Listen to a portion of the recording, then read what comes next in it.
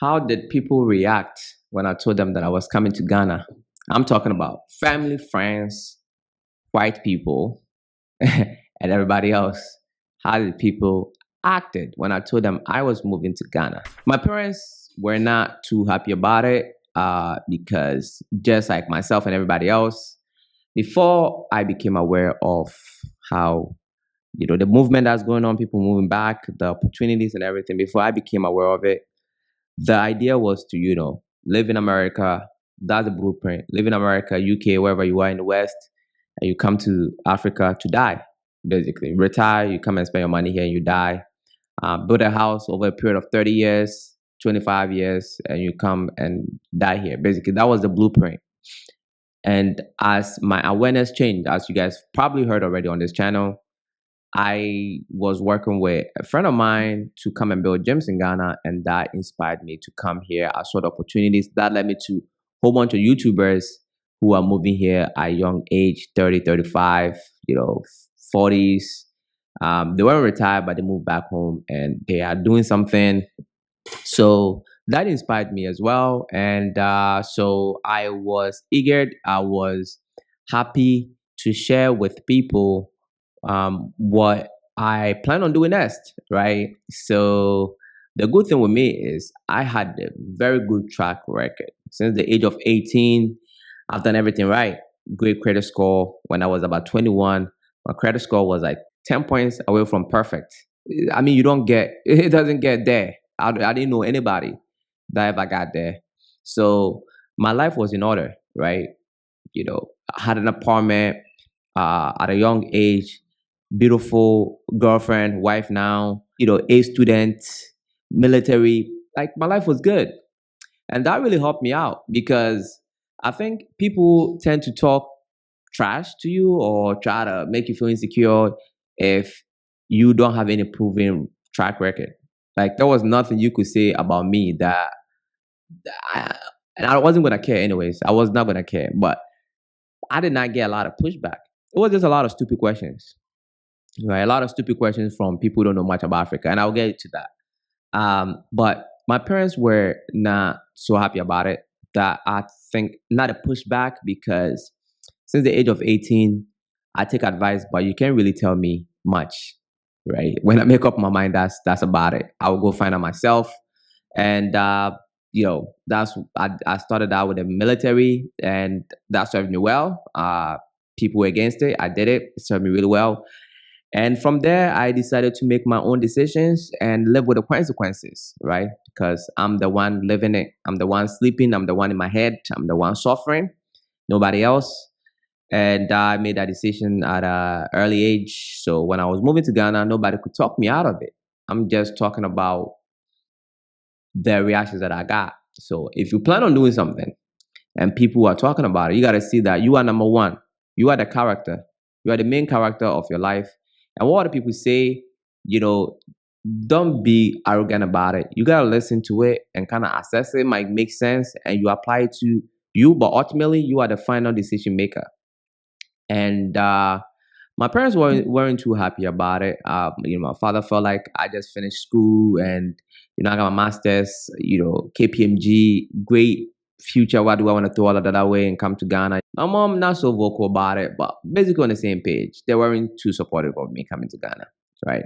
But me being the kind of person I am, very respectful. I try my best to explain to them what I'm trying to do. I'm building a house. If I have that, I have some residual income coming in. I have a place to stay, food to eat. Worst case scenario, like what else? Isn't that what most people do in America? Live from paycheck to paycheck and pay rent and what else? What else is there to life? Basically, I have that. If I can finish this house and move in, and what are you scared of? Like I'm gonna be fine, right? So I try my best to explain it to them, and I think eventually my mom really got it, and my father got it later on when I started progressing and finished the house, moved in, bought a commercial property, and then I was making moves, and he was really happy to talk about it to his friends, and I'm here, I'm beneficial to him because when he wants to do stuff and I'm here, I could help him out. So they're on board now. But initially, that was not the case. But you got to block out the noise, and that's exactly what I did.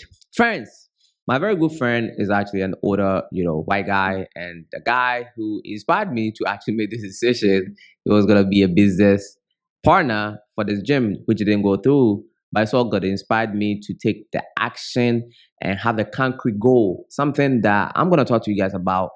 My whole life changed from having a clear path that I was, working towards. I've never really sat down and had that. Yeah, I was an ambitious guy, good credit, had a car, had an apartment, but I had never really planned out my life like 5 years in advance. This is what I'm going to do. I'm building a house and everything is being geared towards that.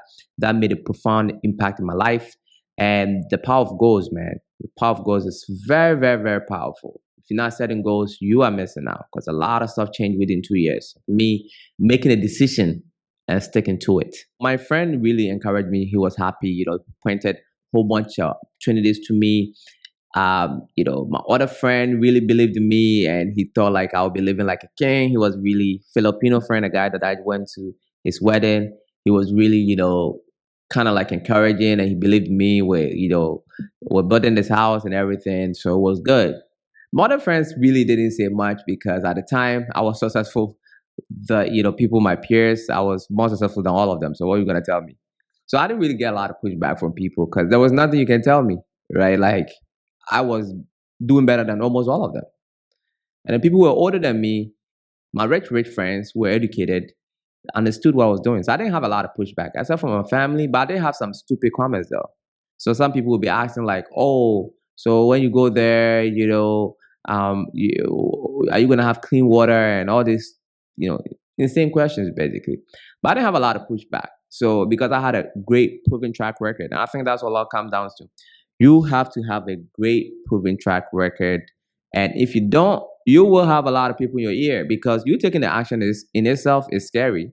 To move to a whole different country, it is scary, and to have a lot of people in your ears, um, kind of like saying, "Oh, you're gonna fail that." I didn't have any of that, zero, except my parents, and they didn't really say you're gonna fail whatever. It was just that they were not happy for me to do that. They wished I would have stayed back and worked from 9 to 5, because they were huge advocates of being in a big corporate environment, very old school way of being. But the world is not the same.